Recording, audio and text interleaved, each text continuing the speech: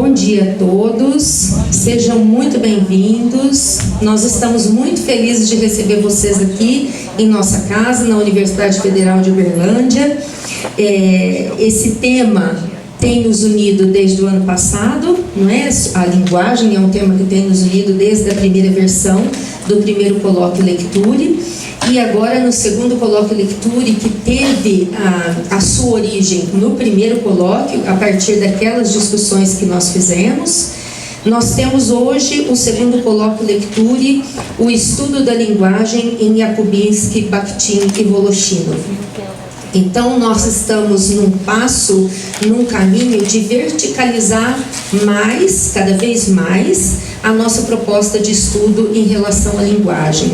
E isso é, para nós do grupo Lecture, um ganho muito grande, porque a gente começa a perceber que os caminhos estão se definindo, não é? Eu gostaria, no início de tudo, de lembrá-los que nós estamos à disposição de vocês para qualquer ajuda. As pessoas que vêm de fora podem procurar os monitores, a minha, a Valéria, que os monitores estão com o crachá dessa maneira, e poderão ajudar vocês em tudo. Onde vai comer, se não tem uma dica, onde fica o banheiro, onde fica a água. Realmente estamos à disposição para tudo que vocês precisarem. Esse segundo colóquio mantém o formato do primeiro colóquio, porque nós julgamos que desta maneira representa todo o nosso trabalho, não é? Então vocês viram que o colóquio tira a formalidade da mesa de abertura, que é comum no evento, e mantém as mesas com as palestras com apenas um palestrante por vez, mantendo a ideia de palestra-aula. Então o nosso palestrante vem, ele tem todo o tempo para desenvolver a proposta de trabalho, e vocês têm todo o tempo para perguntar, discutir, debater. Então não é uma coisa ligeirada, rápida, como uma comunicação, mas de fato um tempo de estudo, não é? E esse tempo de estudo ele é importante porque nós precisamos de tempo para falar sobre algumas coisas. Algumas coisas nós não conseguimos falar em 20 minutos, 40 minutos, não é? Então, trazer pessoas de fora, que a gente gostaria de ouvir tanto, para 40 minutos é muito pouquinho. A proposta do segundo colóquio Lecture é resultado de ações extensionistas e de estudos desenvolvidos e compartilhados em 2017, com os três grupos de pesquisa especificamente: o grupo Ensino da Leitura e da Escrita como Processos Dialógicos, o Glepedial, que esteve presente aqui no nosso primeiro colóquio, e agora novamente com uma participação mais intensa, porque as duas líderes do grupo também farão falas durante o evento, né, em mesa redonda. Processos de Leitura e de Escrita, Apropriação e Objetivação, que é o grupo Proleal, que esteve participando do primeiro colóquio e agora mais intensamente nesse colóquio também, com membros do grupo, né? Não só o líder, mas membros do grupo que estão presentes. Eles são de Marília, Campos de Marília, Unesp Campos de Marília. E o Glepedial, desculpa, eu não falei também do local, né? Eles são de São Luís do Maranhão, da UFMA, da Federal do Maranhão, né? E o nosso grupo Lecture, que as pessoas daqui conhecem, né? Desta unidade da Federal de Uberlândia. E também agora nós temos iniciado no ano passado o contato com a professora Dora, e portanto gostaríamos de estabelecer parcerias também com o grupo de estudo Interacionismo Sociodiscursivo em Educação, o GEISE, que é da Universidade Nacional de Rio Negro, coordenado pela professora Dora, que é quem vai fazer a conferência de abertura hoje, e vocês terão o prazer de conhecê-la, alguns já conhecem, não é? E também de continuar essa conversa até sexta-feira, porque ela ficará conosco também para aquele debate de final de evento, como aconteceu o ano passado. Então, nessa perspectiva, nesse agrupamento, o segundo colóquio Lecture pretende se configurar num espaço de discussão, para pensar concepções de linguagem, mas também para pensar as implicações dessas concepções de língua, linguagem, no ensino da língua materna. Essa é uma proposta muito bem já esclarecida para nós do grupo, né? E acho que para quem participa do evento também é algo que vocês esperam, né? Muito bem. Gostaria, situado o objetivo do evento, gostaria de falar um pouco também sobre o formato de como nós teremos as atividades durante o evento, como serão desenvolvidas as atividades. Hoje, conferência inaugural e palestras, elas serão apenas por serão realizadas por um pesquisador. Então, hoje a conferência inaugural, somente a professora Dora, ela vai ser convidada a vir aqui para frente, vai se posicionar, nós vamos apresentá-la, ela vai ficar sozinha na mesa, nós todos, inclusive a coordenação da mesa, também vai ficar como ouvinte, e evidentemente no que for preciso nós estaremos para ajudar. Assim será a palestra com o professor Dagoberto e assim será com a professora Doris. A professora Doris, ela não pôde ficar o evento todo, então ela chega só na quinta-noite. Chega na quinta-tarde, mas participando mesmo só na quinta-noite, e sexta de manhã e à tarde ela participará conosco. Em relação, então vocês não têm muita dúvida sobre isso, apenas às vezes o título da palestra pode sofrer uma alteraçãozinha, porque durante o tempo de estudo para preparar a fala, o pesquisador define um pouco mais o seu tema de discurso aqui. Então isso pode acontecer nas palestras, mas nada que vai fugir daquele título que vocês viram. Em relação às mesas redondas, essas sim, nós pusemos um título geral, que é sempre Bakhtin e Voloshinov. As duas mesas de amanhã, tanto a do período da manhã quanto a do período da tarde. Então, no período da manhã, ficamos responsáveis, eu e Valéria, que somos as líderes do grupo Lecture. Eu vou falar sobre um conceito específico do Bakhtin, que é carnavalização, e tentar fazer essa relação com a educação, que é algo novo, depois nós vamos conversar amanhã, um pouco ousado, a gente pode correr riscos.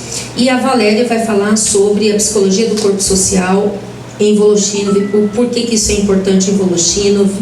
E isso é uma tentativa de demonstrar também nas mesas que são dois pesquisadores diferentes. Bakhtin é um, Voloshinov é outro, com corpos diferentes, né? E porque nós temos um problema no Brasil que circulou muito a tradução Bakhtin / Voloshinov, foi só Bakhtin.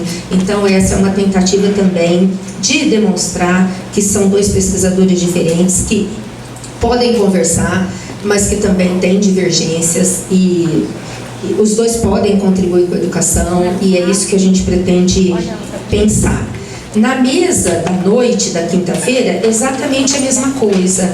As professoras Edith e Joelma, que são as líderes do grupo de pesquisa do IPEDIAL, falarão também um tema específico do Bakhtin, sobre os gêneros textuais, e um tema específico do Voloshinov sobre as regras metodológicas para o ensino da língua. Então são temas específicos, portanto cada professor terá 1 hora para desenvolver esse tema. Então a mesa também tem um perfil um pouco diferente do que a gente conhece sobre mesa, certo? Porque sobremesa ficou ruim, do que a gente tem visto nos eventos, porque de fato serão 2 temas diferentes, mas é exatamente o que a gente gostaria de demarcar um pouco dessa diferença. O período da tarde, tanto da quarta-feira como da quinta-feira, foi reservado para o Café Lecture e Vozes em Diálogo, foi assim que saiu no folder. Mas vocês terão atividades específicas, se gostarem de participar. Na quarta-feira, o grupo de São Luís, que é hoje, né, iria apresentar um trabalho típico de lá, uma dança chamada Tambor de Crioula, e os membros do grupo prepararam tudo muito bem, mas houve um problema grave em relação ao avião. Eles estão ainda em São Paulo, não conseguem chegar, não por culpa deles, mas por conta do que ocorreu. Então nós vamos atrasar esse evento. Nós vamos começar às 5h30, as meninas vão apresentar o que é o tambor de crioula, como isso pode ser trabalhado na escola, como é trabalhado na escola. E depois a gente tem o nosso cafezinho de sempre e 7h30 a palestra do professor Dagoberto. Então nós não vamos começar às 14 como está no folder, certo? Só vamos juntar o período da tarde com o da noite. E na quinta-feira, o horário é o horário normal, às 14 horas, nós teremos uma oficina de boneca de latas, ministrada pela professora Mariana, que já está ajudando a gente a registrar esse evento, filmando todas as palestras. Nós esperamos colocar na página do grupo, como nós fizemos no primeiro colóquio Lecture. Então, nós vamos enviar e-mails para quem não está aqui, porque nós sabemos que tem pessoas que se inscrevem e que vêm no período da manhã porque podem, e tem pessoas que só vêm no período da noite, né? Infelizmente, nossa vida de trabalho força isso. Muito bem, então é isso que está previsto. O último momento é o momento do debate, em que nós decidimos colocar os 3 pesquisadores sênior, né? A Dora, o Dago e a Doris, que são professores que estão nesta temática há mais tempo que eu, a Valéria, a Edith e a Joelma. Nós aprendemos sempre nas relações, nesse processo de interação, na vivência, na experiência de estar com eles. Isso tudo ajuda a gente a crescer muito. Então nós priorizamos o debate às pessoas que estão com mais leitura que nós em relação à temática que a gente propõe nesse segundo Lecture. Eu gostaria aqui também de fazer os agradecimentos necessários, não é? Sem o apoio e a parceria da FACED, da Faculdade de Educação, do Programa de Pós-Graduação, da PROEX, do PNAE, que ofereceu o lanchezinho para vocês, nós não poderíamos realizar o evento desta maneira, ele seria um pouco mais seco, não é? Também gostaria de fazer um agradecimento especial à FAPEMIG, que financiou a vinda da professora Dora, que é de fora da Argentina, portanto as passagens, tudo isso fica muito mais caro e o evento não consegue cobrir passagens e diárias de todos os palestrantes, né? Então, eu queria realmente agradecer de maneira muitíssimo especial aos membros do Grupo Lecture que se empenharam, que este ano as coisas estão muito difíceis para o setor financeiro da universidade, nem os monitores puderam deixar de pagar as inscrições. Isso não é normal acontecer. Os monitores estão aí trabalhando da mesma maneira, participando da mesma maneira, e a gente agradece imensamente isso. É uma parceria dentro do Grupo Lecture que estimamos imensamente. Não há como agradecer, a não ser dizer isso para todos eles dessa maneira, né? Gostaria também de falar sobre os certificados, porque é algo que incomoda às vezes os participantes. Quem participou ano passado viu que a gente cumpre direitinho o que a gente fala e receberam rapidamente os certificados, porque os certificados são gerados pela PROEX, um setor específico chamado CIEX, que geram os certificados a partir dos CPFs de vocês que fizeram as inscrições. Então, só que isso demora porque não pode ser gerado antes, o evento tem que terminar, os professores têm que dar conta de todo o relatório financeiro e acadêmico, fechado isso, gera-se o certificado. Então, quando isso acontecer, vocês vão receber por e-mail, nós temos o e-mail de vocês, lá no e-mail vai ter toda a indicação de como vocês devem acessar o certificado, certo? E qualquer problema que vocês tiverem, evidentemente, o e-mail do grupo continua em funcionamento e a gente vai continuar observando sempre as demandas, as perguntas que vocês fazem. Então, em 15 dias pós-evento, o certificado já estará disponível, certo? Então eu faço toda a explicação depois por e-mail e se tiver alguma dúvida que eu não falei aqui, vocês podem me perguntar. Temos ali, esse ano, nós conseguimos a gentileza de livreiros e de artesãos para expor o material ali fora. Os artesãos estão ali com um material, um bonito trabalho, depois se vocês quiserem dar uma olhada, acho que vale a pena. E tem também, nós encomendamos no bom sentido, né? Escolhemos assim, livros que seriam mais pertinentes para este público desse evento, inclusive com literatura infantil. Eles chegaram depois do café, a hora que a gente já tinha começado, mas quando vocês saírem, vocês vão ver que tem ali uma banca de livros, tá bem? Então, se quiserem visitar, fiquem à vontade. E agora passo para um momento muito especial para nós, que é um momento que o Grupo Lecture decidiu fazer uma homenagem especial a uma pessoa especial, Eli Bajar. Vou contar com isso.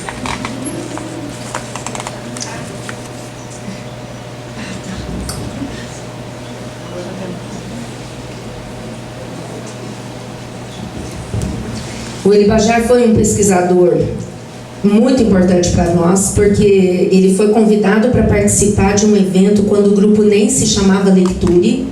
Ele veio para cá, a gente já conhecia... ainda não.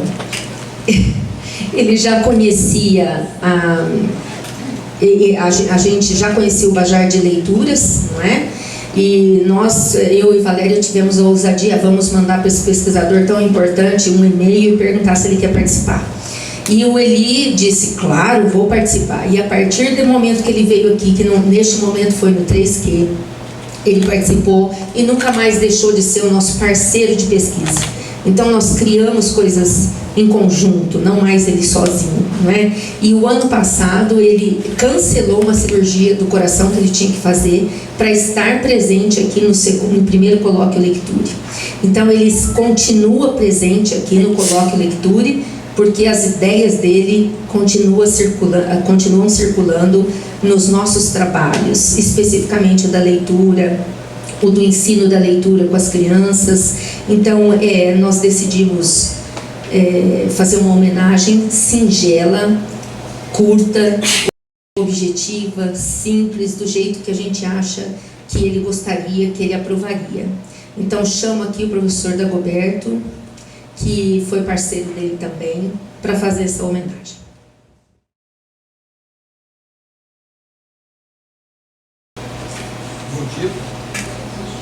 Bom dia. Eu agradeço a equipe do Lecture, né, que pediu que eu fizesse essa homenagem por Eli, que a Adriana acho que não completou, né? Ele veio aqui em junho, ano passado, e em agosto, em julho ele fez uma cirurgia e não para trocar a válvula do coração e não suportou. 20 dias depois ele morreu, né? E ele adiou, né, para vir para cá, e depois em seguida ele morreu. Eu vou ler na verdade vou emprestar a minha voz para Eli. Eu não sabia como fazer uma homenagem, né? Se leria os textos dele, né?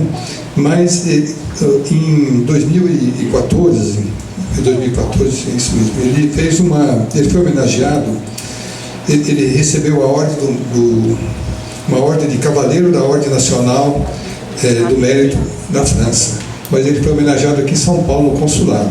E ele fez um discurso lá, curto, mas que falava um pouco da vida dele. E ele tinha me mandado esse discurso, né? Eu guardei lá nos meus arquivos e eu recuperei. Então eu vou falar aqui como se tivesse, né, como se fosse o Eli. Eu vou emprestar o meu corpo, a minha voz para ele. Como se chama? E assim vocês conhecem um pouquinho, né, do que ele pensava e como ele era. Tá bom?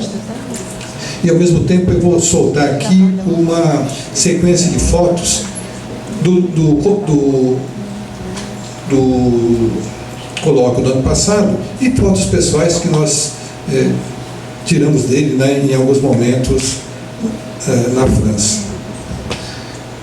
Só um instantinho que está complicado.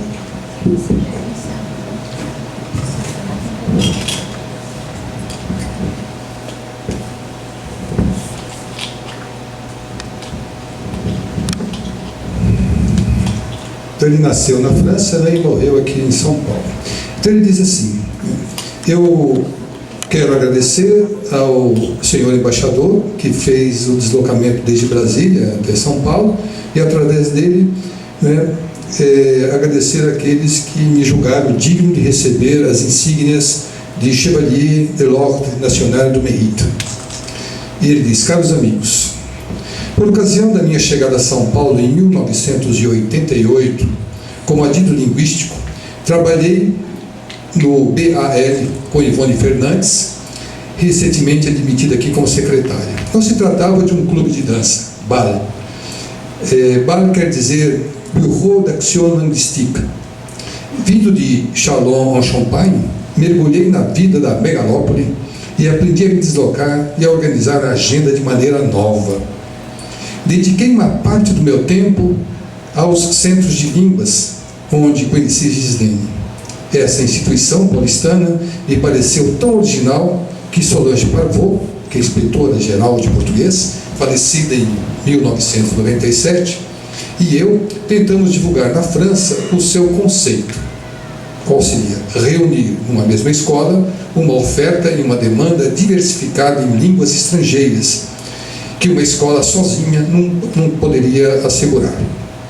Solange Parvot foi o meu primeiro ponto comum com Jean-Paul Rebaud. Nós dois estudamos o português com ela, Jean-Paul em Paris e eu em Argel, quando Solange era professora da língua que estou falando agora.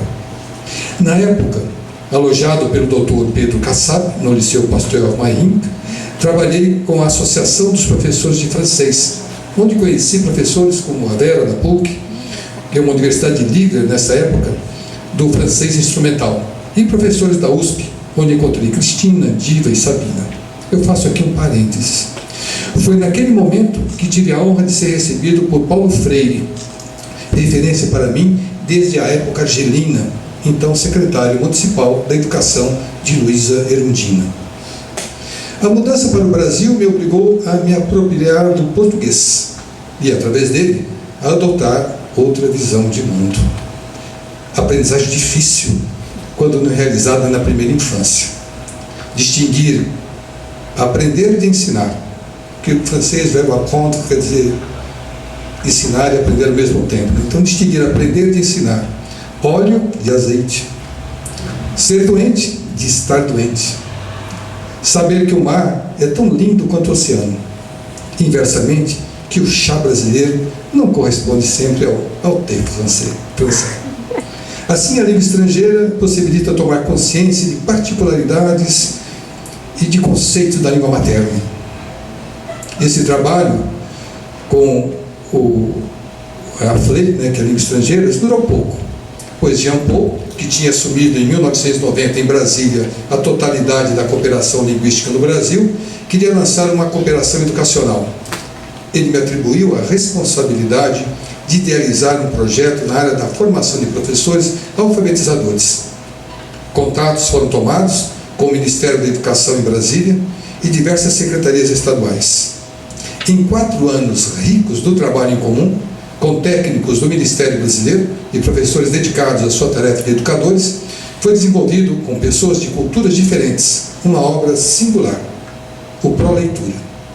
Assim, ao me convidar a problematizar a aprendizagem pela criança da língua escrita portuguesa, Jean-Paul me levou a me libertar ainda mais da dependência de uma língua única.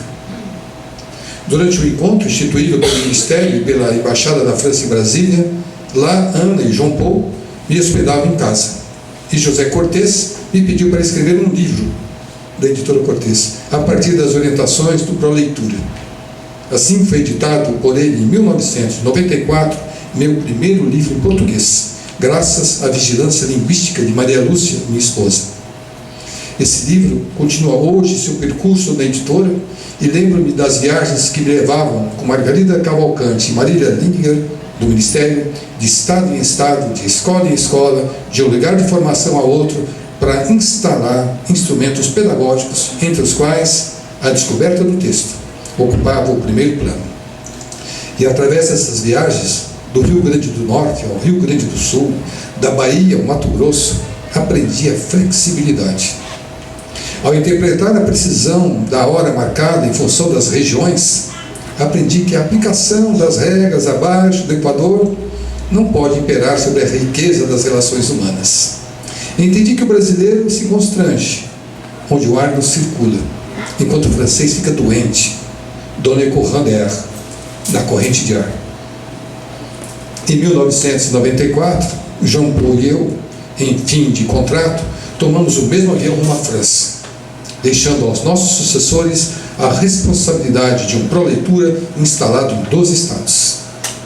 Assim, estendeu-se no Brasil um percurso profissional iniciado na Argélia, onde lecionei o francês como língua estrangeira durante 10 anos, seguido por 15 anos como formador de francês língua materna na Escola Normal de Chalon, em Champagne. Minha vida profissional, desde então, estava instalada a cavalo sobre fronteiras linguísticas. Língua estrangeira, língua materna, língua falada, língua escrita. E nos anos 70, época em que a experimentação era estimulada na escola elementar e maternal, tive a oportunidade de dirigir uma equipe de pesquisa sob a responsabilidade do Instituto Nacional de Recherche Pédagogique, reconhecido muito além dos limites da França.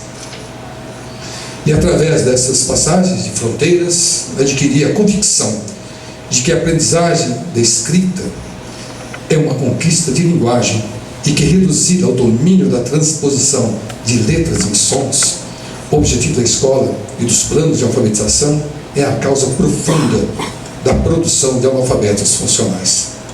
De fato, muitos adolescentes fazem a operação ensinada pela escola, transformam letras em sons, mas não entendem. Transferi no Brasil meu conhecimento do francês como língua estrangeira à aprendizagem da língua portuguesa escrita. Assim, a descoberta do texto, usada pelos professores do francês como língua estrangeira, no qual se toma conhecimento de um texto desconhecido, foi reciclada para o uso com a língua materna.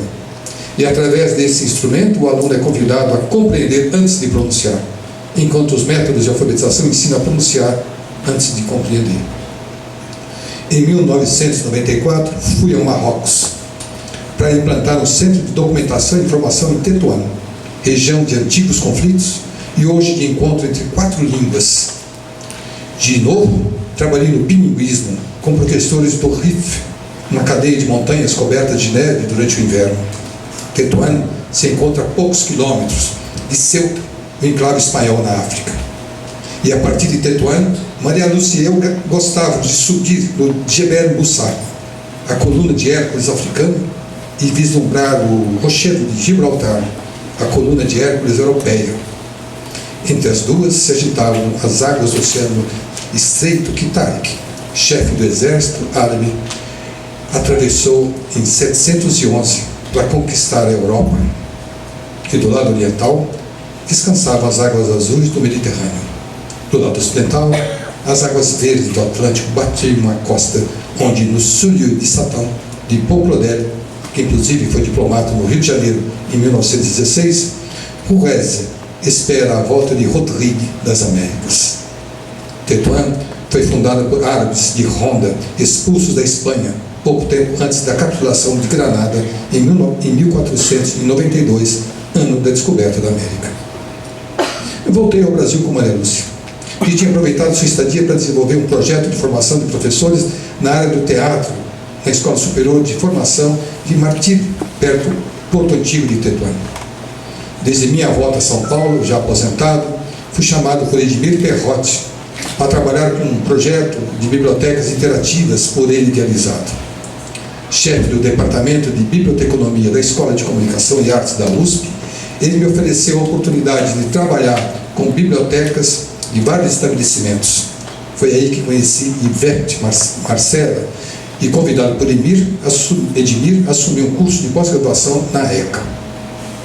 Paralelamente, o secretário municipal da Educação de São Paulo, Fernando de Almeida, me pediu para participar do projeto Mão na Massa, dirigido por Maria Lúcia dos Santos, responsável pelo Grupo Renan no Brasil. Minha tarefa era acrescentar uma vertente alfabetizadora ao procedimento de investigação em ciências conduzido por Cristina Okida. Aproximei-me depois da Escola de Crianças Surdas do Colégio Rio Branco, onde conheci a diretora Sabina. Ela me fez descobrir a cultura surda e a língua dos sinais. E com os surdos, Aprofundei minha abordagem visual da escrita e comecei a contestar a pretensão da linguística, minha área predileta, e basear a análise da escrita no valor acústico da letra. E a comunidade surda é, de fato, testemunha de um uso autônomo da escrita em relação à fonologia, já que o mundo sonoro para ele não existe. Dediquei-me também durante anos a uma ONG, a Cor da Letra, onde conheci Márcia, uma das fundadoras, Stefânia e Amanda. Essa instituição visa expandir o encontro precoce das crianças de classes populares com o livro. A Cor propõe sessões de mediação em diferentes locais, hospitais, jardins públicos, postos de saúde, asilos e mesmo escolas. Através da escuta do texto, a criança usufrui a literatura infanto-juvenil muito antes de ser alfabetizada. Essa transmissão do texto pela voz remete à arte teatral, que foi objeto de uma publicação minha na França, e o universo onde encontrei Maria Lúcia, minha esposa. Em A Cor da Letra, convivi durante anos com jovens que dedicam uma parte da sua juventude às crianças brasileiras que não têm oportunidades de receber uma educação escolar contínua. A Cor da Letra me levou nos anos 2000 ao projeto Arrastão, onde continuo trabalhando com Selma, Solange, Juliana e Osana. E nessa instituição, no Campo Limpo, cercado de favelas, se desenvolve uma experimentação original de aprendizagem da escrita. Partindo da realidade dos nomes da periferia, Itaila é um deles, e a partir da língua dos livros que a criança da instituição manuseia diariamente, criamos uma cerimônia para a qual os pais são convidados, na qual meninas e meninos de 2 anos de idade recebem seu nome grafado em maiúscula e minúsculas. Essa pequena mudança, o uso da caixa dupla, no alicerce da aprendizagem da escrita, provoca um terremoto no edifício da alfabetização.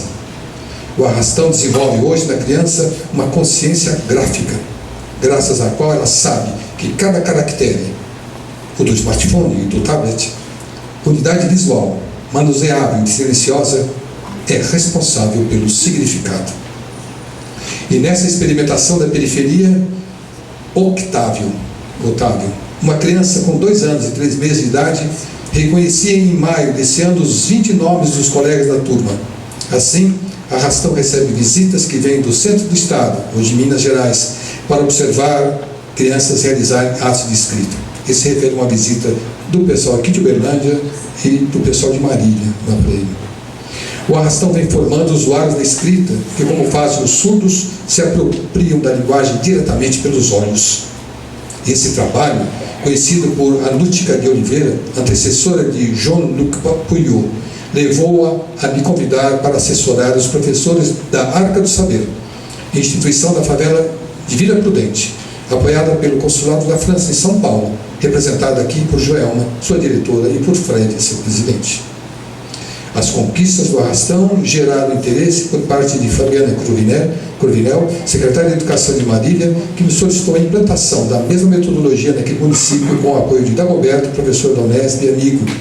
Infelizmente, a cidade é longe demais para que um representante possa participar aqui do nosso evento. Não esqueça a presença de Rosimeira, diretora de Visconde, pequena ONG, onde implantamos a prática do livro. Acabo de mencionar alguns traços do pensamento registrado em meus livros, porque ele foi construído a partir do encontro com profissionais com os quais trabalhei, alguns deles aqui presentes. Gostaria de aproveitar a entrega dessa medalha para agradecer a pessoas especiais. Meus amigos brasileiros Cláudia, Valério, Silvia e Emílio Lourdes, minha família brasileira, representada por Abigail, Joyce, Rodrigo e Carolina, minha família francesa ausente, meus filhos François e Cristina, ambos conselheiros pedagógicos e meus netos. Esse encontro reúne pessoas que encontrei no Brasil durante meu percurso e me sustentaram profissional e afetivamente. Elas também estão recebendo esta condecoração. Muito obrigado a todos. São Paulo, 3 de outubro de 2014. Eli Bachar.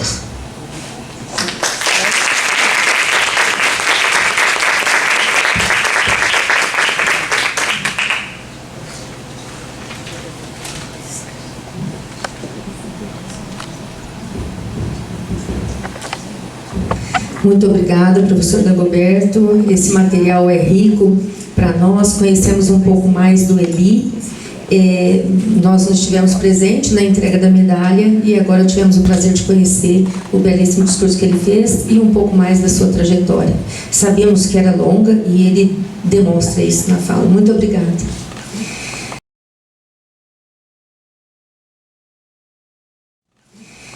Bom, agora nós passamos para a nossa mesa, nossa conferência inaugural, com a professora Dora Maria Del Carmen Riestra, que assim que o Dagoberto desocupar o lugar dela, ela já pode vir aqui tomar assento. É professora da Universidade de Rio Negro, campus de São Carlos de Bariloche, Argentina. Conheço em tão pouco tempo e já gosto tanto da professora Dora e acho que nós teremos assim um futuro longo de boas parcerias. Ela é formada em letras, com doutorado na Universidade de Genebra, Suíça, com orientação de Jean-Paul Broncard. Tem vários livros, capítulos e artigos publicados na Argentina, no Brasil, na Europa, que abordam estudos teóricos sobre linguagem e faz pesquisa sobre a didática da língua materna, principalmente no campo do interacionismo sociodiscursivo, na linha do pensamento de Broncard, Bernard Cherneuli, Joaquim Dols, com bases teóricas em Voloshinov. Mantém intercâmbios acadêmicos com Patrick Serriot, Ina Tchaikovsky, pesquisadores radicados na Suíça, tradutores da mais recente versão para o francês do livro Marxismo e Filosofia da Linguagem, de Voloshinov. Morou durante 8 anos em Maringá, no estado do Paraná, desde o final da década de 1970 até meados da década de 1980, como exilada política durante o período da ditadura militar na Argentina. Além de estudiosa, ela também milita na educação, e isso é importante para nós.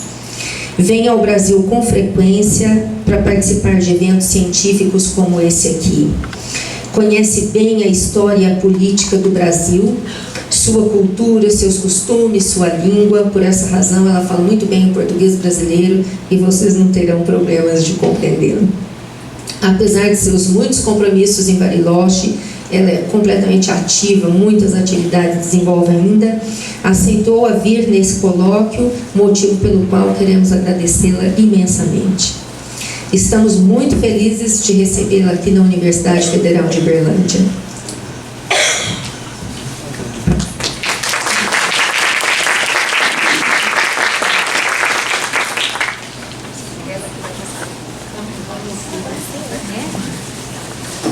Se você quiser, a gente põe o computador aqui comigo.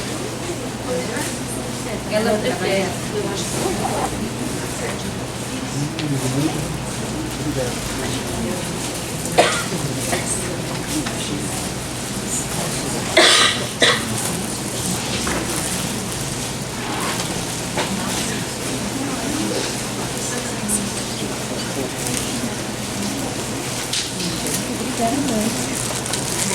bom dia.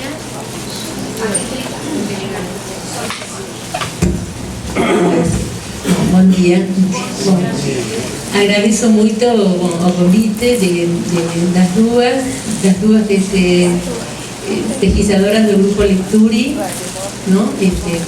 Valeria y Adriana, que, bom, por ellas estamos aquí, sobre todo con Adriana y Dagoberto, eu conheci o ano passado e vemos uma boa, como podemos dizer, uma boa percepção. Claro, porque nos encontramos trabajando en Nocillet, en Campo Grande. Entonces fue un lindo conocimiento. Entonces me convidaron y bueno, estamos aquí. Y voy a tentar, y espero que ustedes me digan después, vamos a hacer lo más rápido posible esta aula, conferencia, bueno, varios nombres, lo que vamos a hacer. E seria bom, se serve para vocês, o que eu falo, poder discutir, não sei se dá para discutir, mas pelo menos para interagir entre nós perante os conceitos que são controversiais. Eu sei que não vou modificar muitas coisas, mas a intenção justamente de fazer esta conversa, esta fala, esta aula, esta conferencia hoy, es justamente tentar desmontar un equívoco académico de esos que existen na historia da humanidade e, bom, trabalhar con o conceito de xénero da palabra de Voloshinov, que parece un pouco extraño porque todo el mundo está acostumbrado a género discursivo, ¿no? Bueno,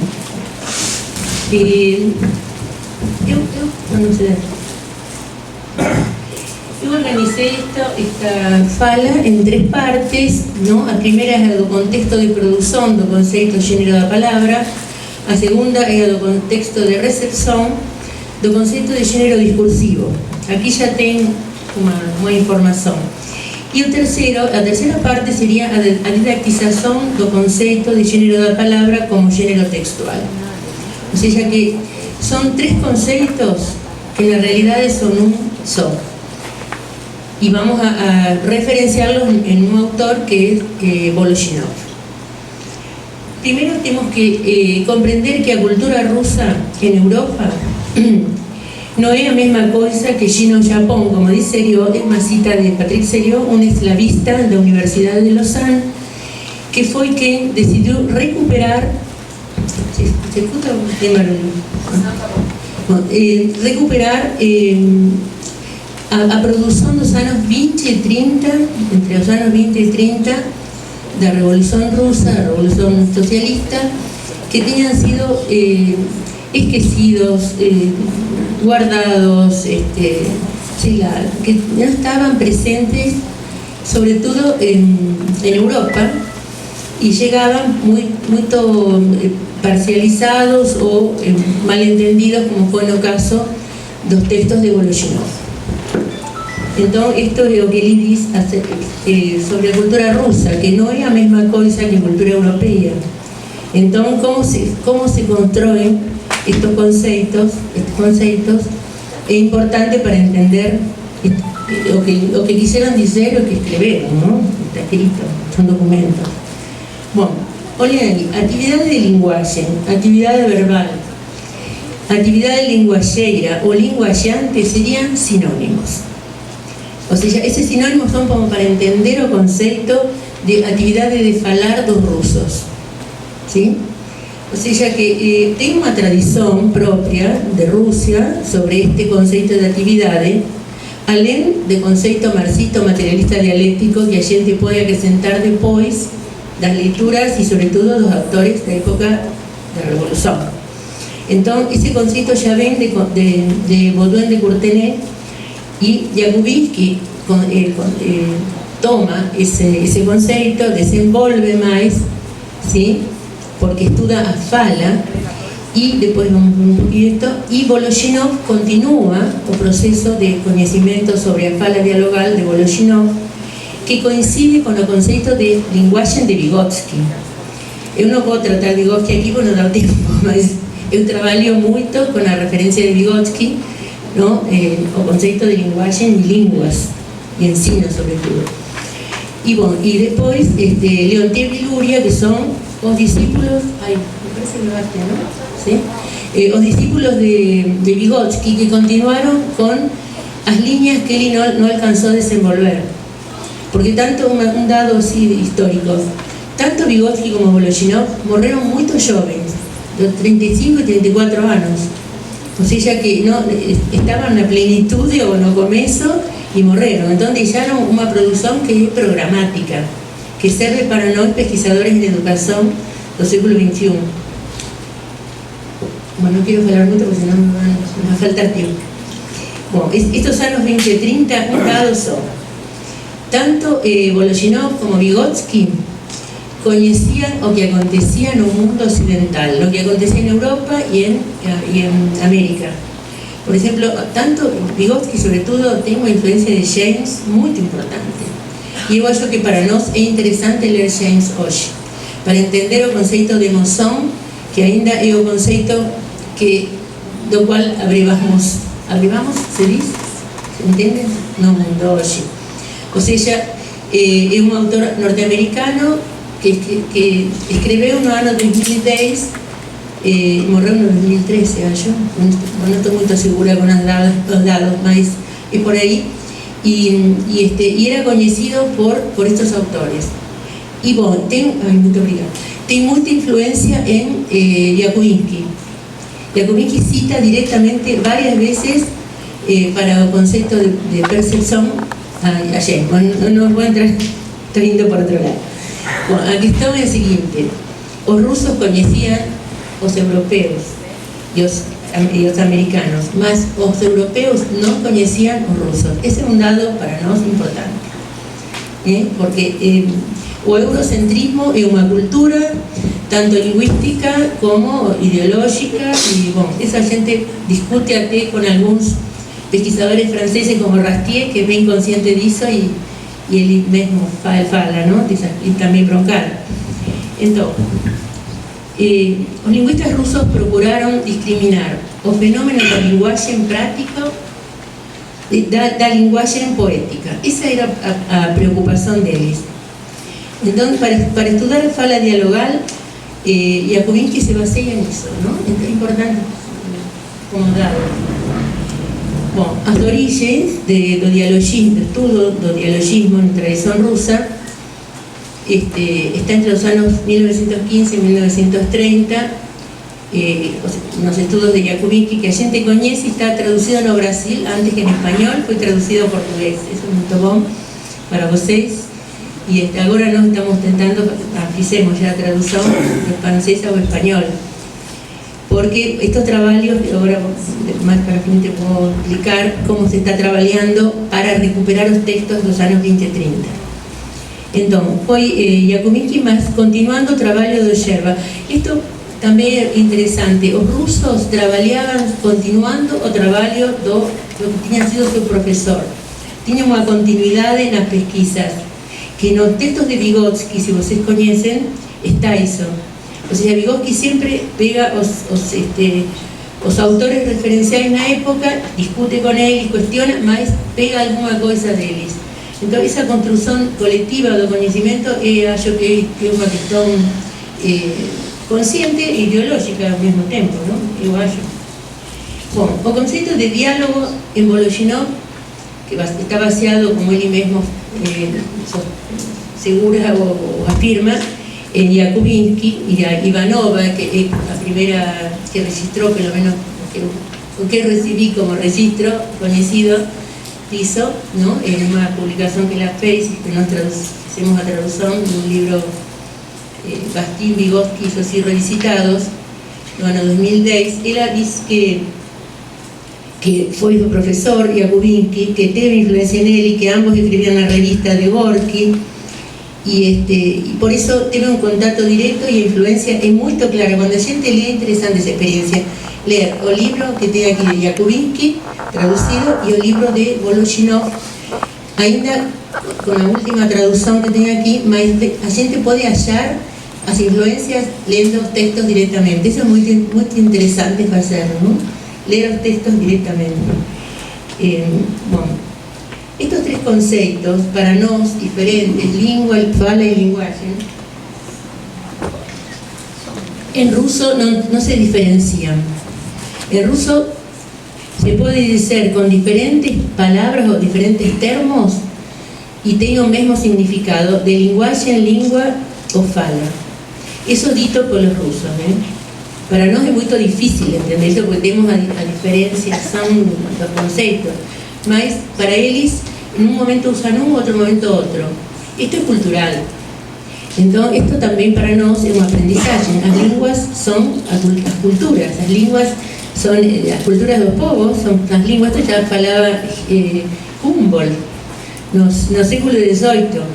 E a xente deixa, ten algumas dicas dos teóricos que foron importantes en unha época que depois son apagados, ¿no? Así como si fosen as teorías, novas tecnologías que van sumindo, aparecendo novas. E eu acho que nós, intelectuais, pesquisadores, temos que voltar sobre os textos referenciais que construíron conceitualmente não? Um conhecimento que ainda é de utilidade para nossa tarefa, que é o ensino das línguas, não? E a educação. Então, olha, não sei pronunciar em russo, né? Yasic, Rech, Slogo, son todos termos para nós esotéricos, mas que para eles dizem respeito de língua, linguagem e fala. Isto é importante para o fato das traduções fazer mudanças que às vezes são precisas e são, digamos, fiéis ao sentido dos termos no texto, e outras vezes desmanchan completamente o sentido. Não sei se se desmanchan, ¿sí? Bom, então, as influencias de Humboldt é interessante. Por que influencias? Eu marquei isto porque me parece que tem influência em Voloshinov também. A influência está em Jakubinsky, mas em Voloshinov também, porque ele diz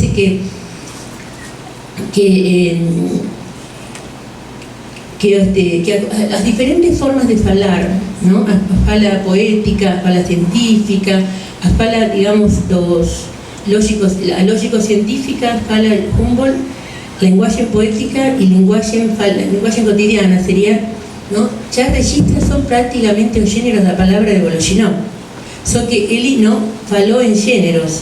Vamos ver qual é a diferença e o aporte que o conceito de gênero, que é o conceito que Acuña, que produz Voloshinov, aporta, não? Ou seja, qual é a importância tem, sobretudo para o ensino, que é o que a gente tem como objeto de pesquisa. Bom, isso foi o conceito, brevemente, intento de mostrar o contexto de produção, não? Da Rússia contemporânea de Voloshinov. Agora, qual foi o contexto de recepção em Ocidente? Foi nos anos 70 do século XX. Eu sempre penso, não sempre, senão faz pouco tempo, que nossos autores referenciais europeus, pelo menos na minha formação, foram franceses, basicamente, alguns ingleses, mas sobretudo franceses, eram todos autores da pós-guerra. Então, tinham um contexto de produção, os autores lidos pela gente, incluído até Foucault, são autores que produto da pós-guerra. Então, tem uma atitude de desconstrução, de crítica, de revisão, que a gente não tem porque estamos em outro continente e tivemos outra experiência. A gente não viveu a Segunda Guerra Mundial, mas nós construímos nosso conhecimento sobre o mundo com os conceitos dos autores europeus em geral. Depois os mais jovens com os norte-americanos, que já é outro processo. Mas digo, isto é para pensar que fazemos com os conceitos que chegam para nós, criados fora de nosso contexto histórico, social, pessoal. Não? Porque Paulo Freire podemos reconstruir entre nós como surgiu, como apareceram seus conceitos, como influíram entre nós. Agora, os autores europeus ou norte-americanos, não? Eu faço uma diferença entre o contexto latino-americano, que é mais ou menos bastante parecido, e o contexto norte-americano ou europeu. Norte e sul, me falava um colega que está por aqui. É verdade, não? Temos uma diferença geográfica que é interessante, porque estas são as coisas que Humboldt conseguiu enxergar faz tanto tempo e a gente desconhece hoje, não? Isso para ficar atentos aos nossos contextos e quais são as nossas produções e como lemos os autores estrangeiros. Tudo isto está em jogo. Então, no meio francês,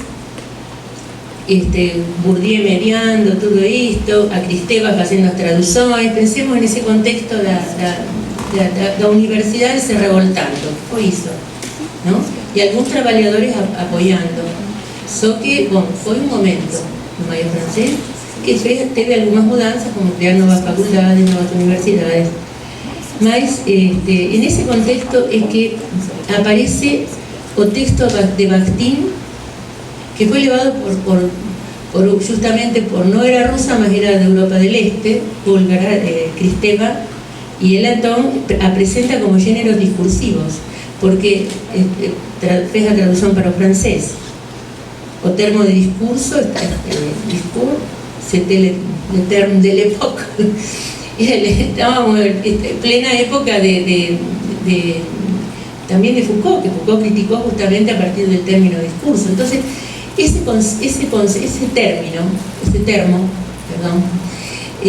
termo no é o termo que pode traducir o conceito dos rusos, ¿sí? de fala, o de actividades de falar sería. Porque actividades de falar é un conceito, sí, que ven dos rusos, vimos que estaba na historia da cultura rusa. Agora, para nós, actividade de fala non é un conceito habitual, ¿sí? Embora todos, desde Vygotsky, Leontiev e Luria, traballaron nesse conceito também. Então é un conceito interesante para a educación. Eu, pelo menos, tomo ese conceito, ¿no?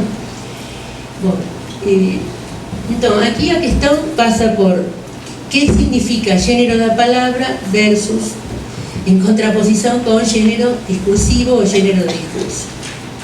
O sea, o conceito dos rusos de género da palabra atinge ao fato de como se comunicar, a formas de comunicarse, de interagir as persoas, ¿sí? Según os ámbitos, ámbito non é un termo ruso, mas segundo os contextos, como dizer, máis amplo. Entón, ese o sentido de género da palabra, forma de dizer en un determinado contexto. O termo género de discurso atinge a como está construído, ¿sí? Un texto lingüísticamente. Leva necesariamente ao plano da lingüística. En tanto, o termo género da palabra atinge o plano da lingüística, da psicología, ¿sí?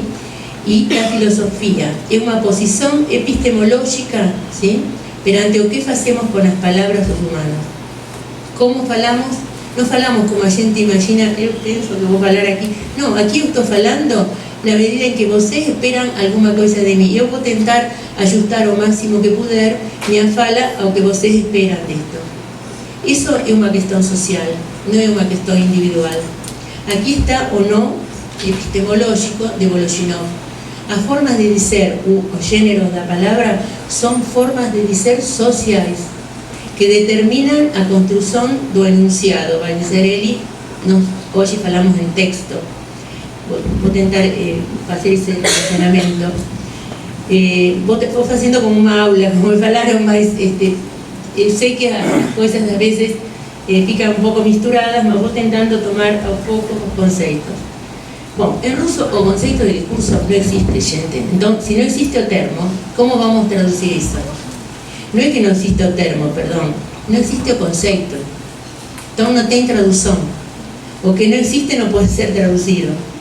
Podemos inventar. Agora, si existe género da palabra ou género da fala, que é o que coloca Voloshinov no seu texto en ruso. Entón, iso é un dado concreto. Mas non sabemos que no fin do século XX en Occidente o dialogismo ruso foi atribuído a Bakhtin e ainda permanece en algúns lugares porque Bakhtin se transformou prácticamente en unha ícone ou un ícone. Disculpen este problema da concordancia. Bom, un ícone, ¿no?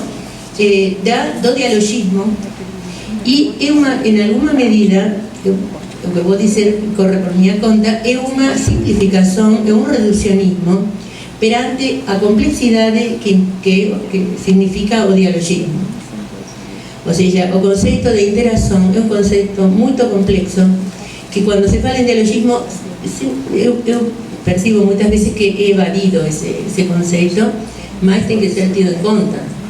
Entón, o dialogismo se simplificou. Esa é unha posición que eu sosteño para discutir. Mas, en San Petersburgo, y rusos que ven do campo das letras, sobre todo da lingüística, foron convocados por Seriot, a Universidade de Lausanne, como falei antes, para facer un segundo doutorado en algún dos autores dos anos 20 e 30. E así foi como en pouco tempo surgiron moitas tesis doutorais, pouco tempo, 10 anos, digamos, moitas tesis doutorais, e aportaron coñecimento que a xente non tiña nem podía ter, porque as linguas son fronteras, ¿no? En ese sentido tamén Humboldt falaba que nas fronteras se van formando as linguas. Entón, en este sentido, a relación entre os pesquisadores de San Petersburgo e Lausanne fez con que a xente conte hoxe con digamos, con pesquisas feitas, se son filológicas, históricas e epistemológicas. Así é como Ina Tilkovsky, que escreveu Voloshinov en contexto, definiu súa pesquisa. O sea, non é só unha pesquisa de filoloxía, mas tamén non é só histórica, mas ten moitos dados, é tamén unha pesquisa epistemológica. O sea, que quería coñecer Voloshinov, que quería transmitir cuando ele tomou a decisión de facer unha filosofía da linguaxe marxista. Bom, todos estes autores que están aquí, Ina Tilkovsky, Irina Ivanova, Laden Gulick, que é máis joven, Broncar mesmo, que fez un texto que aquí eu sei que caiu moito mal, que se chama Bastín de Masqué, ou Bastín desmascarado, mas é un texto que a xente lê tranquilo, pode encontrar moitos dados que mostran que na realidade Bastín foi inventado ou reinventado primeiro pelos franceses, depois pelos rusos, depois da queda da Unión Soviética, que lucraron bastante con os textos de Bastín. Entón, todo iso é parte do romance ou da novela, como vocês quiserem, de esta historia, da autoría. Bom, o grupo de pesquisas de Lausanne chamase CRECLECO y está constituido por cada vez más rusos, en general son rusas, que están pesquisando todo esto. El último libro es sobre Rosalía Shor, que es una sociuriana. Eu non adiro moito porque é outro socir, mas é interesante de coñecer, ¿no? Digamos, eles van abrindo temas e autores. Bom, eles encontraron todo isto, que a concepción de interacción verbal con me cité a mí mesma porque fiz a reseña do texto de Ina de Galliva Tilkovsky, por el nombre variado, mas é interesante ver como o concepto parte do conceito de interacción verbal que ten influencias ya rusas. A interacción, digamos, no es que Vygotsky descubre interacción ya estaba entre los rusos como concepto. A fala era interactiva, no se podía concebir a fala sin otro. O sea, esta concepción dialógica ven da tradición rusa también. O sea, que no es que Bastín es un genio que descubre el dialogismo, no, estaba en la traducción y en los textos los autores anteriores, ¿no? Bueno, o que dice Ina Galliva es que a natureza social do enunciado de Voloshinov é tomada de Roberti, ou seja, un sociólogo. Ele procurou facer a filosofía da linguagem entre a psicologia lingüística e a sociologia. O sea, desde un campo filosófico tomaba todos los otros campos, y eso también está en Jakubinsky. La gente después puede ver eso, ¿no? Bueno, ¿cómo estoy indo? Tá bem. ¿Está bien? Perfeito. ¿Sí? Até o meio-dia nós estamos... Las tenemos que discutir. Sim. Bueno, esto trouxe una cuestión así de fidelidad de lo que eu tive nas minhas mãos de textos, ¿no? Que son las ediciones de Voloshinov en Argentina. O texto que foi escrito en 1929, y eso está registrado, como falei antes, o mesmo Gorky dice que que Voloshinov en 1929 acababa de editar un libro muy bom llamado Marxismo y Filosofía del Lenguaje. Eso dito por Gorky na revista dele. O sea que ese é un dado muito preciso. Mas foi traducido do inglés ao español en Argentina en 1976, cuando comienza a dictadura, como el signo ideológico y filosófico del lenguaje. O sea, tiraron o termo marxismo y colocaron el signo ideológico porque estaba fue justo en marzo del 76 fue que comenzó la dictadura última de Argentina. Entonces, olha aí, ya teve otro título, otra modificación también a la edición, ¿no? Qué increíble. Parece una cosa extraña, pero aconteció también aquí.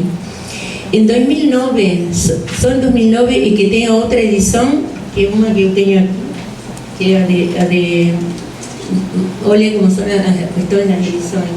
Es una edición de una editorial muy pequeñiña, de un joven medio iconoclasta en Argentina, en Buenos Aires, que hace ediciones de autores que no son muy conocidos. Y ahí apareció en 2009 el marxismo y la filosofía del lenguaje de Voloshinov, que fue feito, revisado, la traducción española de Alianza de 1992, que era que tenía antes, por eso todos tenemos diferentes libros.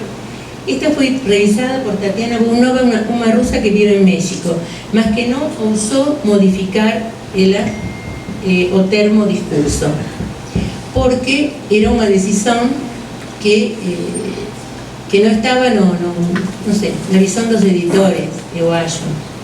Eso ya está circulando. Entonces, gente, es difícil modificar eso, mas nos pesquisadores, yo creo que estamos aquí, somos personas que queremos conocer o funcionamiento del lenguaje para ensinar mejor, que estamos ahí. Entonces podemos hacer el esfuerzo de decir que donde dice discurso, a gente puede decir enunciado o texto, o fala, ¿sí? O lenguaje, mas no es discurso, porque entonces estamos como, digamos, haciendo más pequeño o conceptos, estamos restringiendo conceptos de Voloshinov, si hablamos en discurso. Esto para ver cómo o controversial continúa, porque un malentendido no es fácil de desmontar. Bueno, aquí a cuestión que se coloca con estas traducciones, ¿sí? Y las recepciones del texto de Voloshinov es a cuestión de las lenguas y a cultura, ¿no?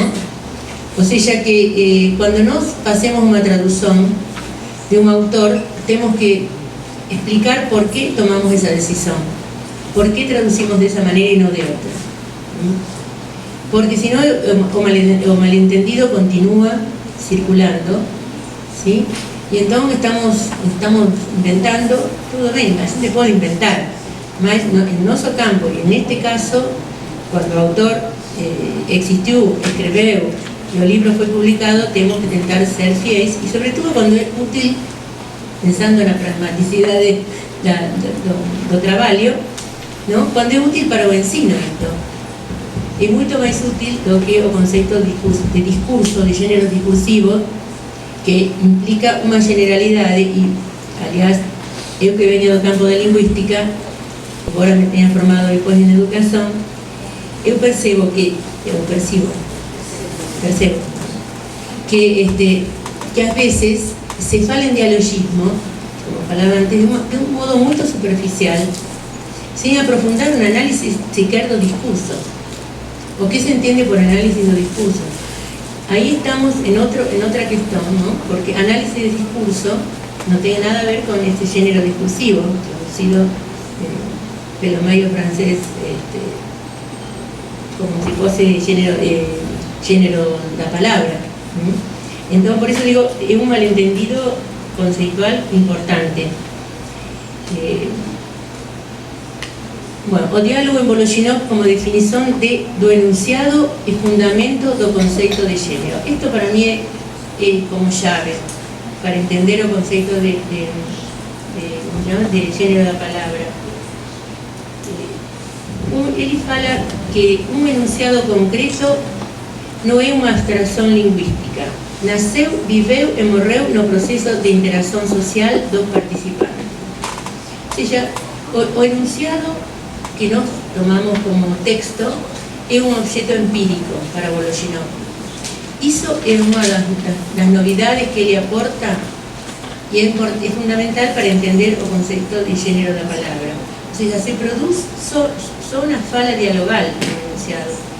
Não existe fala que não seja dialogal.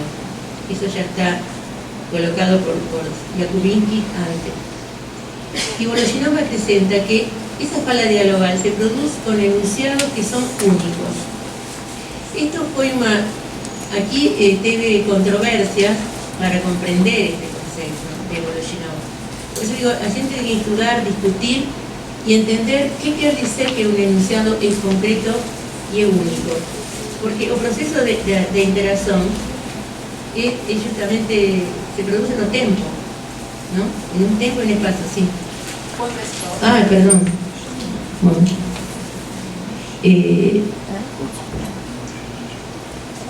Ele diz que a linguagem é um processo contínuo de geração realizado na interação social verbal dos falantes.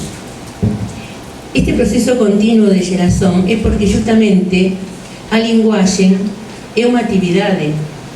A atividade se realiza no tempo.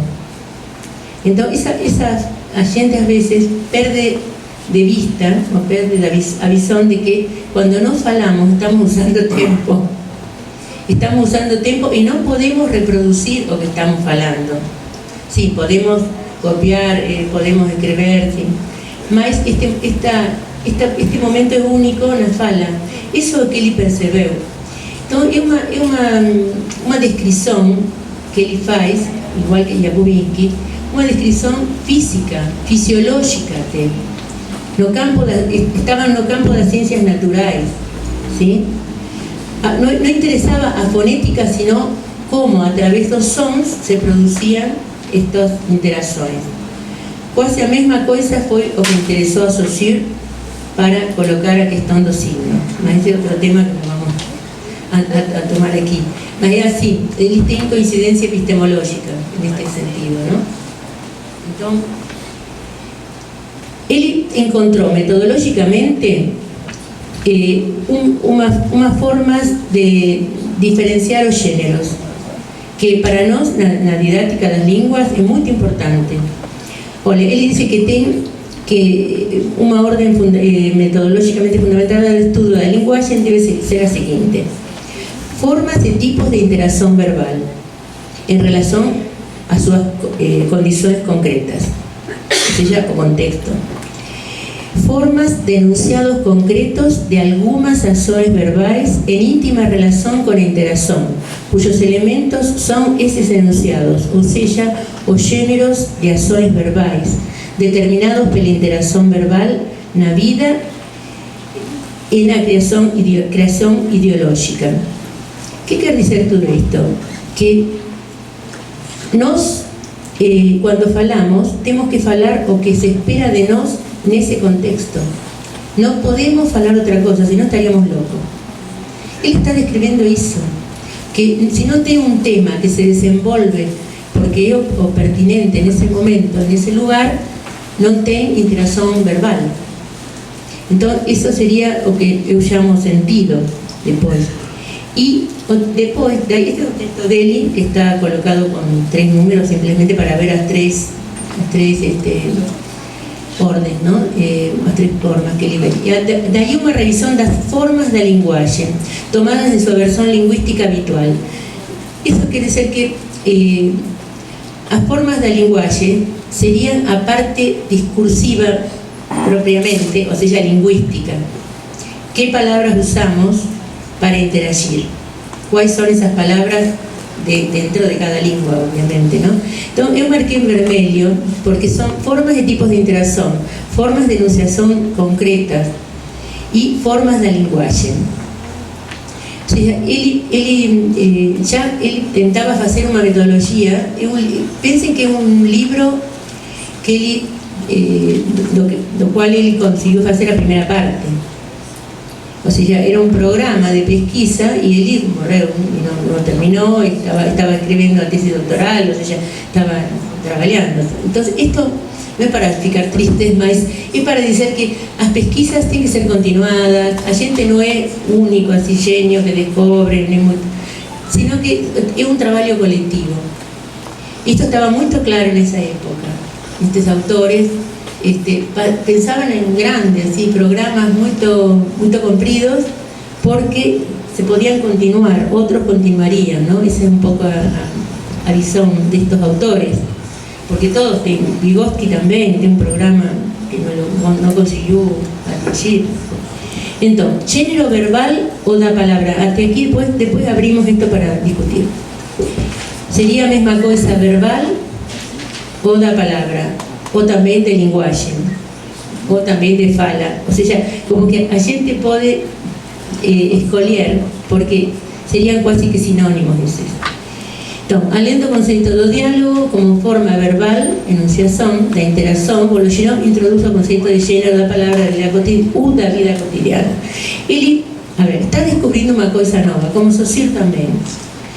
¿No? Entonces, cuando quiere describir algo que nunca fue descrito, tiene que buscar sinónimos necesariamente. Nosotros mismos hacemos eso permanentemente. Cuando queremos explicar algo que es nuevo, que no tenemos palabras para decir, buscamos sinónimos. Y buscamos construcciones sintácticas aproximadas, y entonces más veces uno entiende una cosa y otro entiende otra. Esta es la realidad de dos escritos de esa época. A gente no puede buscar los escritos a perfeição do termo, porque justamente eran termos que no estaban fixados, eran termos que estaban procurando decir algo que no estaba dito, no tenía sido dito hasta ese momento. Entonces, ao desenvolver as reflexões sobre a interação social e seu papel na produção de um enunciado, sobre a influência do público na forma do enunciado, Vologinov aborda a ideia dos gêneros verbais, que a veces denomina, esto tomé de Ivanova, géneros da vida cotidiana, ahí está en ruso, y otras veces géneros verbais da vida, que como está dito de diferentes maneras. En todos esos casos, a noción básica es género da vida cotidiana. O sea, esto fue dito por la rusa, que entiende la lengua, para que a gente tenga una referencia para traducir, ¿no? Então, as três dimensões do gênero, justamente eu acho que é o nó do mal-entendido, porque quando ele percebe essas três dimensões, está descrevendo como interagimos. Não está fazendo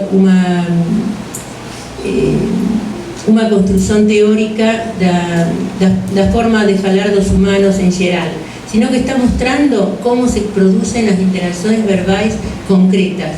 O sea, objeto de estudio, por eso digo epistemológico, esta discusión. Objeto de estudio de él es la interacción social a través de los enunciados concretos, ¿sí? Y a través de lo que él llaman también un texto que no quise pegar todo para no confundir, los signos ideológicos. O sea, o colectivo nos determina como individuos. Esto se puede ir rastreando en una forma de leer también Vologinov, ir buscando cuáles son los conceptos lo colectivo y lo individual y cómo están colocados en relación.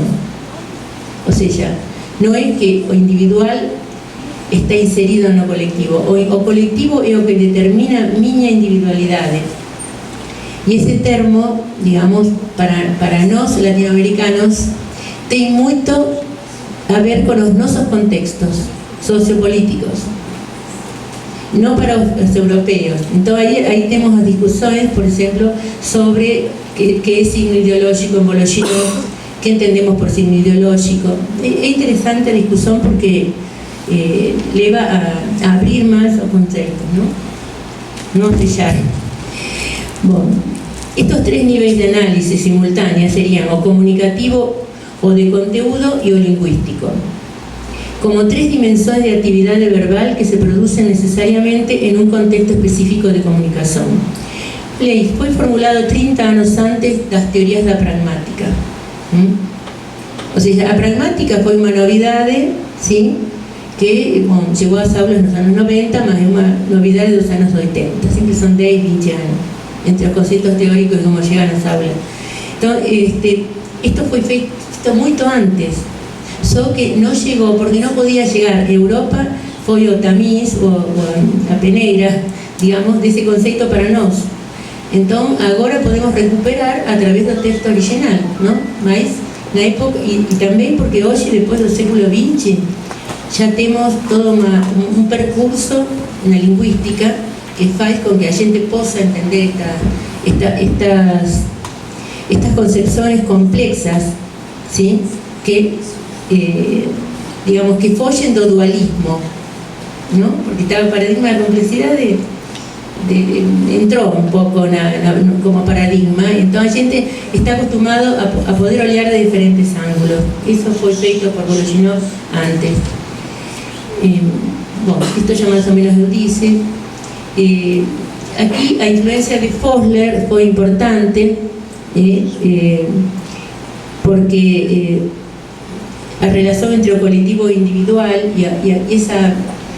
o concepto de refração, de reflexo y reflexión ya estaba entre los rusos, mas él justamente tenta fazer uma síntese entre o social e o individual ao mesmo tempo. Por isso, em muitas partes do texto você pode encontrar que ele fala que a consciência é social, mas o individual participa da consciência social, não? Ou seja, que não está separado. Bueno, medio ambiente social es otro termo importante para encontrar justamente cómo se produce el género, ¿no? En el segundo medio ambiente. Dice, él fala que las leyes de geración lingüística son sociológicas. Hola, qué interesante esto. Y no podemos desvincular de esto de actividad individual de falantes. Están medio cansados de ello. ¿No? Bueno. Yo quiero entrar un poquillo a partir de aquí, ¿no? Cómo esto puede influir en la educación. Bueno, este concepto también de la producción ideológica, siendo de naturaleza semiótica, estaba no ardo tempo, ¿sí? A semiose, como proceso, tiene mucho a ver con la interacción. Entonces, a gente interactúa por un proceso de semiosis, por significados compartidos, ¿no? Bueno, esto fue oleado, fue entendido por Voloshinov, por Vygotsky, ¿sí? Quien desenvolvió su teoría del desenvolvimiento a partir del signo lingüístico, socialiano también. Entonces, por eso digo que aquí tenemos que leer, para estudiar estos temas, tenemos que leer Vygotsky, Bakhtin y Voloshinov. De Vygotsky, Saussure y Voloshinov. Bakhtin te llama un poquillo de lado, según eu faço isso, después cada uno trabaja con su referencia. Mas eu no puedo leer al mismo tiempo Bakhtin y Voloshinov, sobre todo porque no sé qué cosa, além de Marcin Velocidad, la lenguaje que sé que es de Voloshinov, más tengo otros textos de Bakhtin que parecen ser de Medvedev, que fue muerto trágicamente porque fue fusilado, entonces no tenía quem reclamar sua obra, agora están seus descendentes con juicio na Rusia. Están haciendo juicio los descendientes de Medvedev de las autorías, ¿no? Bueno. Esta parte, por ejemplo, es la conciencia individual que está llena de signos. Conciencia torna-se consciente una vez que o conteúdo ideológico, semiótico, dice, é preenchido. Isto é, no proceso da interação social. Ou seja, ideológico às vezes parece a mesma coisa que semiótico, e é a mesma coisa. Porque a semiose se faz em função do que está acontecendo no meio ambiente. Quando um signo está no meio ambiente, se transforma em signo ideológico. Então, uma palavra dita num ambiente significa uma coisa, pejorativamente ou positivamente. ¿Sí? Tem signos ideológicos de índole positiva y negativa, segundo o contexto. Ele fala en medio ambiente. Eso es muy interesante porque también esto para analizar a sala de aula, ¿no? ¿Cuál es el medio ambiente que a gente cría con las palabras? Bueno, géneros y textos na atividade de linguagem. Bom, eu entrei con o conceito de texto, así medio violentamente, sem fazer toda uma disquisição, mas o conceito de texto é Broncar, que teve a influencia de Voloshinov para trabalhar o conceito de género textual, e o conceito de texto que toma Broncar também é tomado de Voloshinov como enunciado. ¿Por qué texto? Porque después del século XX, o desenvolvimento de lingüística textual, o concepto de texto es un concepto bastante afinado ya, que son considerados textos os objetos empíricos que producen un efecto de coherencia no destinatario, tanto orais como escritos. Ese es el concepto de texto que toma Broncar, que coincide con el concepto de enunciado de Voloshinoviano. Entonces, por eso fala en géneros de textos, Broncar y Sneuli, digamos que desenvolvieron esta línea llamada interrealismo sociodiscursivo, falan en géneros textuales o géneros de textos. No podemos decir géneros de palabra también, ¿no? O sea, es un concepto tomado directamente de Voloshinov y trabajado en función do ensino na escola, digamos, nos niveles escolarizados. Entonces,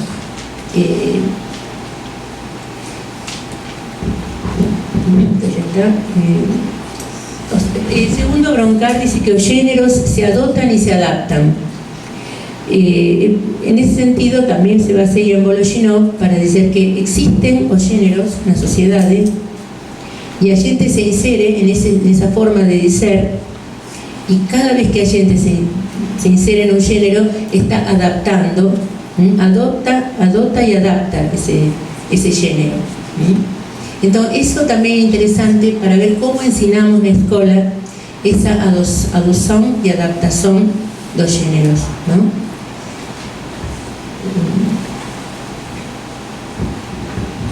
Este mecanismo de adopción y adaptación permite la implantación de las mediaciones formativas. O sea, aprendemos los géneros no uso espontáneamente. Ahora, ¿qué hacemos en la escuela? Dejamos que lean mucho, que son posiciones pedagógicas algunas, que lean y así aprende, o cómo enseñamos a hacer textos en géneros. Ese es nuestro desafío actual y siempre, digamos, vemos eso. Solo que, cómo trabajar eso, tomando que, he leído del profesor francés, yo acho que él faló en sentido. Si a gente no trabaja cómo se construye el sentido, los textos, no puede enseñarlos. Para eso a gente tiene que enseñar gramática, y no se asuste. Fala esto así, porque si la gramática no tiene texto, o sea, todas las lenguas tienen gramáticas, plural, no existe una gramática, ¿no? Existen tantas gramáticas cuanto lenguas. O sea, entonces nos tenemos que enseñar a composición de los textos en géneros, trabajando gramaticalmente con nuestros alumnos. La reflexión gramatical es un proceso que debemos enseñar a hacer. No se hace sozinho. Bueno, eso es un tema que para otra cosa está colocado y yo que podemos discutir. Entonces, para sintetizar un poco estos conceptos, o facer individual es o texto, que está inserido no facer colectivo, que é o género. Entonces, é unha problemática que atinge epistemológicamente, ¿no? O plano praxeológico do facer textual, individual. Cada uno faz un texto. Por eso cuando a gente a veces se dice vamos a hacer un texto colaborativo entre todos, es muy difícil eso. Entonces, pedir un texto grupal es un trabajo de negociaciones, de precisiones, de que todos tengan la palabra. Es difícil, es posible, mas es difícil. Digo que no es más simple. Si a veces en la escuela dice, bueno, pasen un texto en grupo. un que escribe y los otros que olham. Por eso digo, é individual o facer textual. Mas estamos no plano das formas sociais, do dizer necesariamente que son os géneros textuais que se adaptan para o contexto de ensino escolarizado. Aí temos que decidir didácticamente, o educacionalmente, pedagógicamente, digamos, desde o campo de cada quais são esses géneros que a gente debe e pode ensinar na escola. Então, nossa proposta didática a partir do conceito de género de Voloshinov atiende a 3 dimensões dos géneros que ele colocou: a dimensão comunicativa, de conteúdo e a linguística, que eu chamo de uso, sentido e forma en trajeto didáctico, o sea, siempre tem que ser abordado un texto no uso, no contexto, y atravesar o sentido necesariamente para después olhar a forma. ¿Sí?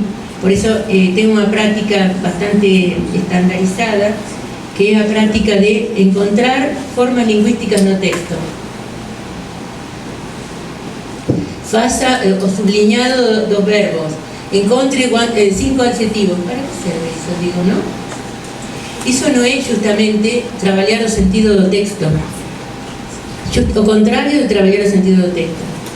Para trabalhar o sentido tengo que entender, o sea, o signo é o primeiro. ¿Qué me dice ese texto? Y cómo está feito sería olhar a forma. Ahí sí yo puedo decir que está feito, esto es un sustantivo y este adjetivo que concorda. Y entonces aquí tenemos este verbo porque está en pasado, ¿se entiende? O sea, explicar a gramática. Esto, bueno, yo tengo referencias de autores como De Mauro, que es un gramático italiano importante, que trabaja a partir de los signos, y yo creo que tenemos referencias, ¿no? Ustedes aquí tienen otras referencias, Campinas, Salada Dago, bueno, nuestra concepción de texto y género. Repito, texto es una acción de lenguaje o acción verbal, siempre sinónimos tiene, y al mismo tiempo es producto empírico de esa acción, ¿no? Cuando realizamos, ¿no?, verbalmente un texto, producimos un efecto. Entonces es un objeto empírico que produce, o sea, o bate o acaricia, por decirlo metafóricamente. Mas un texto llega siempre, entonces es un objeto empírico. Llega pelos óleos, pelos ouvidos, ¿sí?, pelos sentidos. Eso es el texto concreto, o enunciado concreto, decía Voloshinov.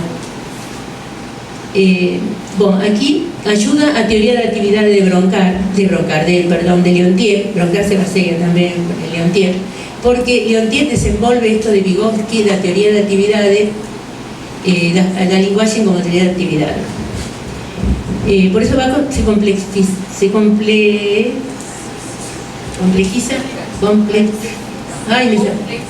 complexifica. Ahí se me fugió. Entonces, género textual es un proceso generativo verbal de un colectivo social, dice Voloshinov. Entonces, o texto está siempre inserido en un género. Un género es social, es un proceso colectivo y social. No es la misma cosa social y colectivo. Él a veces dice colectivo, a veces dice social, ¿no? Es colectivo social, aquí está sintetizado. Todo enunciado ainda más importante y acabado es un momento de comunicación verbal, linguajeira, cotidiana, literaria, cognitiva, política. Eso entre paréntesis, ¿no es cierto? Quiere decir que todos los procesos de generación verbal, ¿no es cierto?, son procesos de momentos de comunicación. Más além disso, este intercambio es un momento de un continuo y multilateral proceso generativo de un colectivo social determinado. Bueno, él aquí faló en esto es controversial. Si colectivo social determinado es una clase, es un grupo, él fala en muchas cosas. O sea, puede ser una clase social, puede ser un grupo, puede ser una reunión, decía, de camponeses, o sea, como que él concretaba esto de los grupos humanos, cómo se comunican segundo actividades. Porque también aquí está otra cuestión que no coloqué, no sé por qué. Irene, isso, mas a atividade da qual se fala é a que determina o gênero. O gênero, não é, embora seja um acordo social, uma geração social, está determinado pela atividade extraverbal. Ou seja, o que eu faço está gerando que eu fale deste modo. Isso é muito interessante, porque aí isso também podemos trabalhar na sala de aula. Ah, perdão. Não se escutou o que falei? Eu acho que Não, porque esse finalzinho você deve repetir, que é muito importante. claro, porque a veces esa percepción a gente perde, ¿no? Es una cuestión de percepción. ¿Sí? O sea, o que eu estou fazendo agora está determinado socialmente, no está inventado por mí. Eu posso inventar o texto, mas o género está determinado pelo que estou fazendo aqui, que é uma atividade, está verbalizada, mas é uma atividade de dar uma aula, ou seja, atividade extraverbal determina atividade verbal. Isso está tanto en Voloshinov como en Vygotsky, en todos os rusos. Muito interessante como eles descreveram o nosso comportamento humano, não? Agindo. Então, o conceito de ação e atividade são dois conceitos desenvolvidos por Leontiev que é interessante revisitar também. Bom, eu digo o seguinte: a questão do desenvolvimento linguageiro na escola é o eixo para nós procurar estes conceitos dos rusos.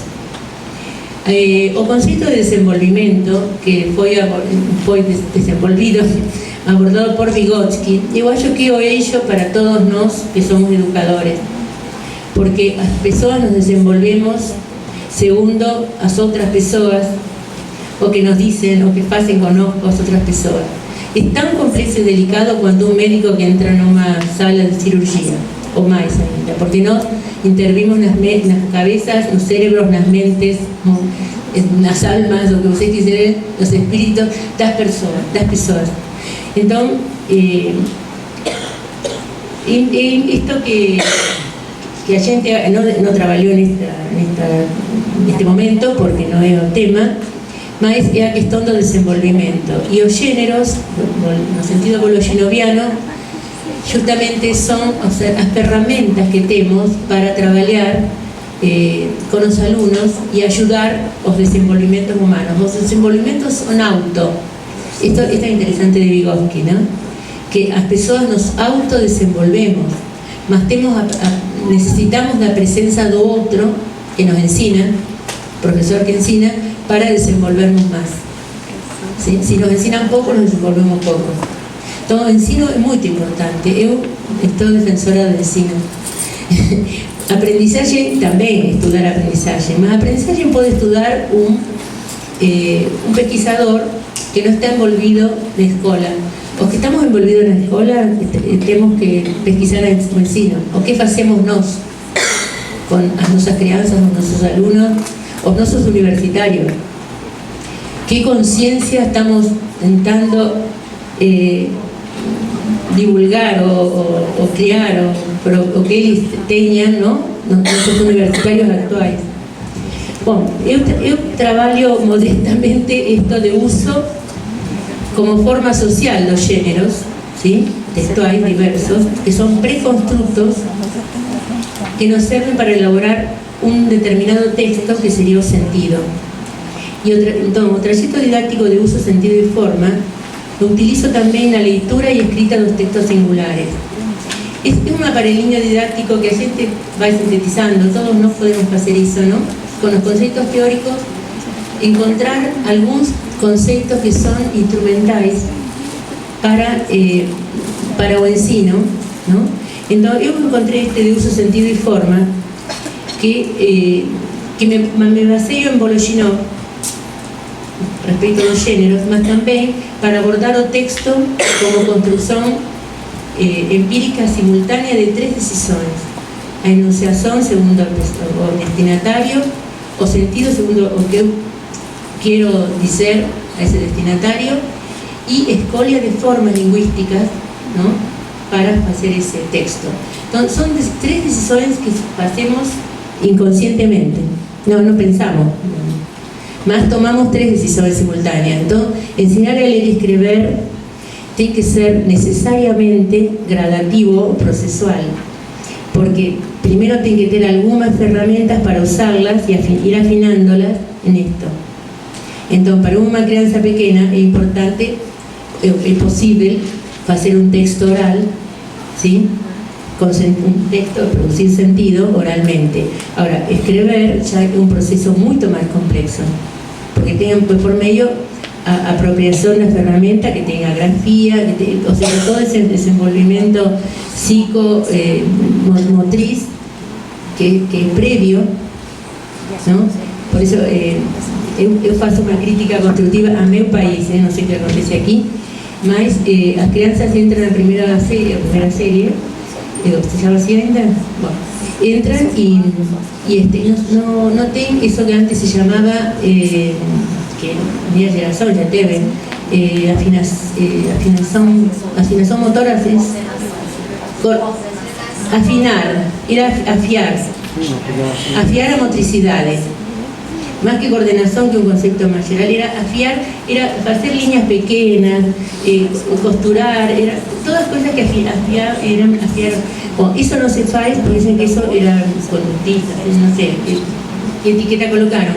Entonces, crianzas entran y hacen letras de este tamaño, no pueden usar a líneas. Entonces digo, ¿por qué acontece esto en la cultura? ¿Es más libre eso? O sea, ¿es subvertido una crianza que ha enseñado a usar un lápiz? No, porque eso es una cuestión ya de clase social también. Los filhos de los sectores más altos tienen esa adquisición ya realizada, y los más pobres no. Entonces la gente tiene que pensar en esas cosas, que la libertad no es dejar pasar, es enseñar, ¿no? Esto es muy importante porque esto es lo que veo yo en la sala de aula, por eso traigo aquí, ¿no? Bueno, esto por aquí ficaría y ficamos abiertos a discusión, a conversa o a cela. Yo coloqué algo de bibliografía, no todo, más lo que tenía por aquí en mente. Así que bueno.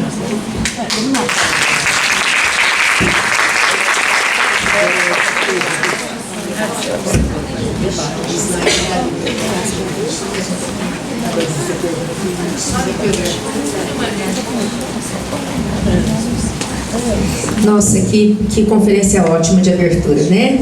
Quero agradecer demais, excelente, e eu quero contextualizar um pouco. Eu e o Dagoberto estivemos no CIGET, e lá nós fizemos um mini curso com ela, e depois Campo Grande, no CIGET em Campo Grande, o ano passado, setembro. E aí nós conhecemos a Dora lá, nós fizemos um mini curso, porque tinha um nome interessante, o mini curso, né? Nós queríamos conhecer mais sobre Voloshin, então fomos. E lá ela teve tempo de um mini curso, depois teve uma fala muito curta, e a gente conversando em casa, nossa, mas a gente queria ter ouvido muito mais a Dora, ela tinha muito mais coisas para dizer. E você disse tudo aquilo que eu queria ter ouvido também no CIGET, que não houve tanto tempo, não é? Então, realmente agradeço